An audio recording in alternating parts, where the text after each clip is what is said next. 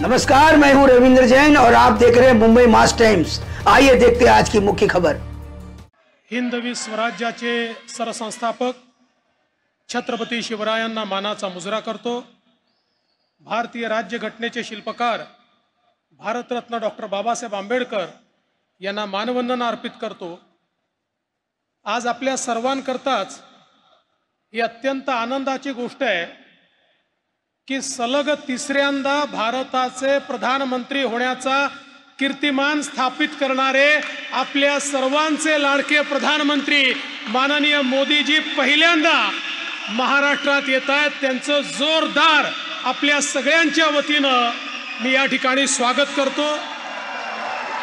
या कार्यक्रमात मंचावर उपस्थित असलेले राज्यपाल रमेश बैसजी, महाराष्ट्राचे लोकप्रिय मुख्यमंत्री आदरणीय एकनाथराव शिंदेजी, सन्माननीय केंद्रीय मंत्री पीयूष गोयलजी, आमचे दुसरे सहकारी आणि महाराष्ट्राचे उपमुख्यमंत्री अजितदादा पवारजी, केंद्रीय मंत्री रामदास आठवलेजी, मंगल प्रभात लोढाजी, दीपक केसरकरजी, या ठिकाणी उपस्थित सन्माननीय खासदार, आमदार, लोकप्रतिनिधी आणि उपस्थित सर्व भगिनी आणि बंधूंनो, आज अतिशय आनंदाची गोष्ट आहे की आदरणीय प्रधानमंत्री महोदयांच्या हस्ते 29,000 कोटी रुपयाच्या कामाचं भूमिपूजन आणि लोकार्पण होत आहे।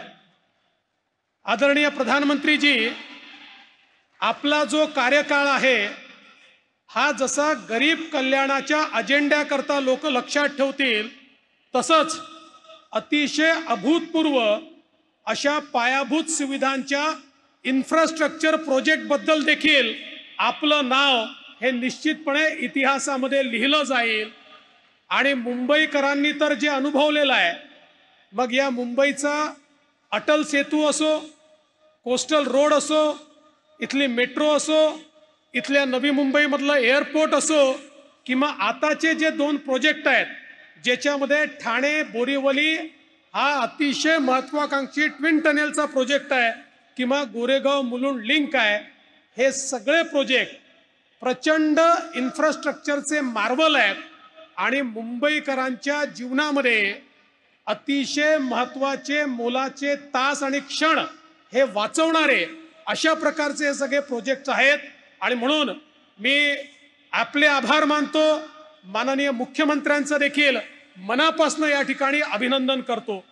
माननीय प्रधानमंत्री महोदय, आपल्याला मी आठवण करून देतो की आपल्याच हस्ते आम्ही 2018 साली एक संकल्प लॉन्च केला होता की मुंबईमध्ये कुठल्याही भागातनं कुठल्याही भागामध्ये 59 मिनिटाच्या आत म्हणजे 1 तासाच्या आत सीमलेसली पोचता आलं पाहिजे, अशा प्रकारचं इन्फ्रास्ट्रक्चर आम्हाला तयार करायचं आहे।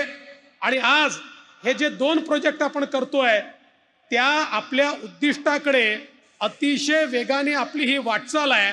आणि ज्यावेळेस आपल्याच हस्ते आमच्या अंडरग्राऊंड मेट्रोचं या ठिकाणी उद्घाटन होईल, मला विश्वास आहे मुंबईतलं चित्र हे पूर्णपणे बदललेलं असेल आणि याचं संपूर्ण श्रेय हे आपल्याला आणि महायुतीच्या सरकारला या ठिकाणी मिळेल।